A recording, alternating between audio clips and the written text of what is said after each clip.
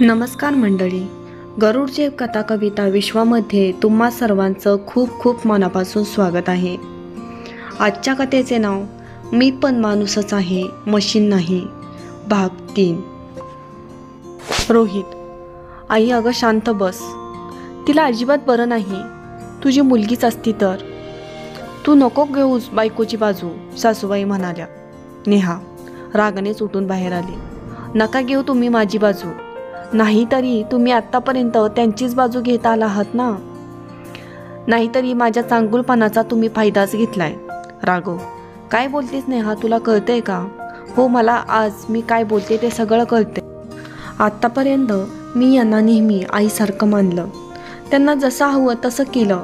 पण यांना माझ्याबद्दल काय वाटतं ते मला काल समजलं. मला या मशीन समजतात, जे चावी दिलं की फिरलं पाहिजे. म्हणजे बघा, लवकर उरका, घरातील काम आवरा, कामाला जा, पुन्हा या, पुन्हा दिवसभराचं रात्रीचं काम आवरा. मला रात्रीचे रोज 12-1 वाजतात झोपायला. माझं आयुष्य असे का मशीनसारखं झाले. यांना काम कोणतंच करायचं नसतं, पण सवळे मात्र किती. बरं, ते पण करत होते. यांना माझी आईसारखं मानत होते. पण या काल आलेल्या बायकांना म्हणत होत्या, सासूबाईंनी पण तसं राहावं लागतं, सुनांच्या पुढे पुढे करायचं नसतं, त्यांना आपल्या तालावर नाचवायचं. माझ्या जागेवर तुमची मुलगीच असते तर तुम्ही असाच विचार केला असता का? तुम्हाला माझी जराही काळजी नाही.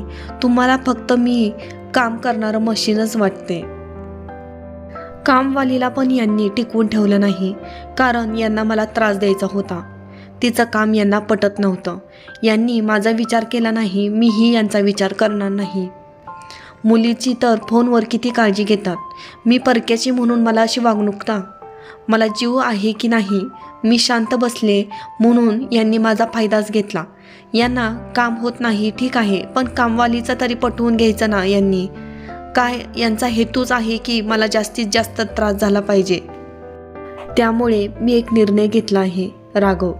मी मुलांना घेऊन वेगळं राहणार आहे, कारण तुलाही मला होणारा त्रास कधी दिसलाच नाही. राघव.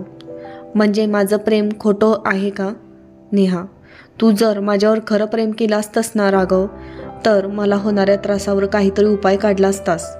पण नाही, पण तसं काही केलंच नाहीस. तुला तुझ्या आईचा चांगला मुलगा व्हायचं होतं. मी सगळ्यांची मनं जपण्याचा प्रयत्न केला, पण मलाही मन आहे याचा कोणीच नाही विचार केला. त्यामुळे मला या घरात नाही राहायचं. या वातावरणात माझा जीव गुटमोलतो. रोहित. मी नाही राहू शकत तुमच्याशिवाय नेहा. तू थांब, यावर काहीतरी उपाय काढू. नेहा. नाही राहायचं मला इथं रोहित. रोहित. मीही येतो तुझ्याबरोबर नेहा. सासूबाई. तुला कळतंय का रोहित, मला सोडून तू हिच्याबरोबर चाललास? रोहित. हो आई, तू जर नेहाला समजून घेतलं असतंस, तिची काळजी केली असतीस, तर आज ही वेळ आलीच नसती. बाबा होते तेव्हा तुला नेहमी सांगत की सुनेला धरून राहा, पण तुझा हेटेखोर स्वभाव गेला नाही. सासूबाई. नेहा, चुकलं ग माझं. असं एकटीला सोडून जाऊ नकोस. मी कशी जगणार तुमच्याशिवाय? हवं तर सगळ्या कामाला बाई लाव, मी काही बोलणार नाही, पण एवढी मोठी शिक्षा देऊ नकोस. नेहा. मी राघवला नाही घेऊन जाणार, मी माझ्या मुलांना घेऊन चालली आहे. नेहाने असे म्हणत डोक्याला हात लावला. तिचं डोकं गरगरत होतं. ती कशाला तरी धरण्याचा प्रयत्न करत होती. तिला जोरात चक्कर आली आणि ती खाली कोसळली. राघव एकीकडे, सासूबाई. नेहा, काय झालं, उठ. तिची मुलं घाबरून रडू लागली. राघवने तिला चेक केलं. त्याला समजलं अति थकव्यामुळे, तणावामुळे तिला चक्कर आली आहे. त्याला आज समजलं होतं की नेहा किती मानसिक व शारीरिक कष्टाने खचली आहे. राघवने तिला घरातच सलाईन लावलं. त्या दिवशी तिला न उठण्याची म्हणजे आराम करण्यासाठी सक्त ताकीद राघवने दिली. आज संध्याकाळचा स्वयंपाक सासूबाईंनीच बनवला. त्यांच्यातील खट्याळ हेटेखोरपणा जाऊन समजदारपणा आला. सून जरी परकी असली तरी पण तिच्यामुळेच घराला घरपण आहे, आज सासूबाईंना समजलं होतं. दुसऱ्या दिवशी नेहाला खूप फ्रेश वाटत होतं, कारण खूप दिवसांनी एवढा आराम तिच्या शरीराला मिळाला होता. आज सासूबाईंनी प्रेमाने तिची चौकशी केली. तिलाही खूप बरं वाटलं. नेहाच्या ठाम वागण्याने सासूबाईंचा स्वभाव खूप बदलला. नेहा त्यांना सोडून जाणार नव्हतीच, कारण ती माणुसकी नाती जपणारी होती. एकट्या सासूबाईंना सोडून ती राहूही शकली नसती, पण तिला तिच्या सासूबाईंसाठी वागावं लागलं.